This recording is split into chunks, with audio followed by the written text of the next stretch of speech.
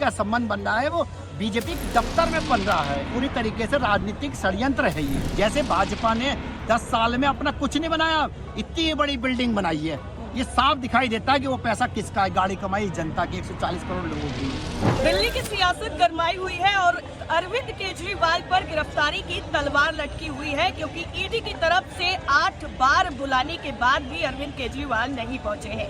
तो आज हम चांदनी चौक पर मौजूद हैं और यहीं पर जानेंगे लोगों से कि आखिर वो अरविंद केजरीवाल को लेकर क्या सोचते हैं, कि क्या वाकई ईडी की तरफ से सिर्फ और सिर्फ बदले की राजनीति के तहत गिरफ्तार करने की कोशिश की जा रही है, या फिर अरविंद केजरीवाल को वाकई ईडी के सामने जा करके सारे सवालों के जवाब देने चाहिए और ये साबित करना चाहिए कि हाँ सच में वो कट्टर ईमानदार हैं, जिसका टैग उन्होंने खुद लगाया हुआ है। सर, सबसे पहले आप ये हमें बताइए कि अरविंद केजरीवाल पर जो ईडी की कार्रवाई हो रही है वो सही है या फिर गलत? देखिए, पहली चीज तो मैं आपको बताऊं, कोई चीज जो है जब कोर्ट में पहुंच जाती है तो उसके बाद ईडी के संबंध की कोई वैल्यू नहीं होती। और जितने भी संबंध आज तक आए हैं, 8 संबंध आप बता रहे हैं, 8 संबंध आए हैं, 8 संबंध में ये नहीं, कहीं भी डिफाइन ये नहीं है कि वो ईडी का संबंध किसे भेजा गया है। अरविंद केजरीवाल को भेजा गया है, दिल्ली के मुख्यमंत्री को भेजा गया है, आम आदमी पार्टी के राष्ट्रीय संयोजक को भेजा गया है। उसमें कहीं भी कुछ भी डिफाइन नहीं किया गया है।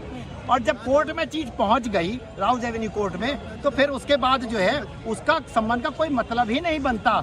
इसीलिए कहते हैं कि ये जो ईडी का संबंध बन रहा है वो बीजेपी दफ्तर में बन रहा है, क्योंकि संबंध आने से पहले जो है बीजेपी के नेता कहने लगे आज तो अरविंद केजरीवाल के पास में 8वां संबंध आएगा, 7वां संबंध आएगा, 6वां संबंध आएगा। तो उनको पता होते पहले वो ऐसा बीजेपी के राष्ट्रीय कार्यालय में बन प्रिंट वहीं से हो रहे हैं, क्योंकि ऑर्डर जो है वहीं से पारित होता है। सौरभ भारद्वाज कई बार कह चुके हैं, उन्होंने वहीं दिखाई दे रहा है वो, लेकिन क्योंकि ये प्री प्लान है और सिर्फ पॉलिटिकल पूरी तरीके से राजनीतिक षड्यंत्र है ये, और इसके अलावा कुछ नहीं है। और इलेक्शन खत्म होने के बाद में सारी चीजें खत्म हो जाएंगी। जिस तेजी के साथ में ईडी और सीबीआई काम करना स्टार्ट कर रही है, आप उससे मान के चलिए उसी तेजी के साथ में इंडिया गठबंधन जीत रहा है। आम आदमी पार्टी अरविंद केजरीवाल बढ़ रहे हैं, जीत की तरफ बढ़ रहे हैं, क्योंकि दिल्ली में 7 सीटों पे, 4 सीटों पे आम आदमी पार्टी, 3 सीटों पे जो है कांग्रेस लड़ रही है, वो पूरी तरीके से जीत रहे हैं। और मैं आपको बता दूं, आपकी जानकारी के लिए,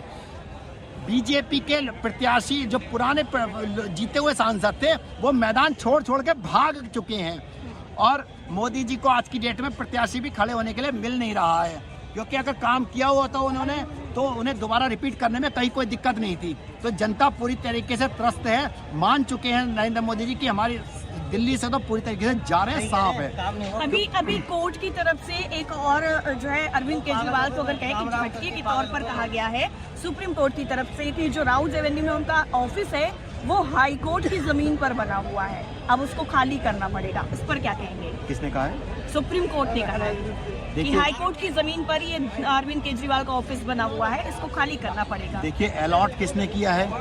भारत सरकार ने अलॉट किया है। जब सरकार ने अलॉट किया तो सरकार को पता नहीं चाहिए कहीं और जगह देंगे ऑफिस के लिए, क्योंकि राष्ट्रीय पार्टी है तो वो तो गवर्नमेंट को जगह देनी ही पड़ेगी। जैसे भाजपा ने 10 साल में अपना कुछ नहीं बनाया, इतनी बड़ी बिल्डिंग बनाई है। ये साफ दिखाई देता है कि वो पैसा किसका है। गाड़ी कमाई जनता की 140 करोड़ लोगों की है। हर डिस्ट्रिक्ट में जो ऑफिस खोल के रख दिए, तो ये पैसा कहाँ से है? वो पैसा जो है आम जनता की गाड़ी कमाई का है। और रही बात कार्यालय की, तो कार्यालय की तो वो राष्ट्रीय पार्टी है, तो कहीं ना कहीं ऑफिस की जगह अगर सुप्रीम कोर्ट ने वो चीज़ कही है तो वो कहीं ना कहीं जगह भारत सरकार को देनी ही पड़ेगी।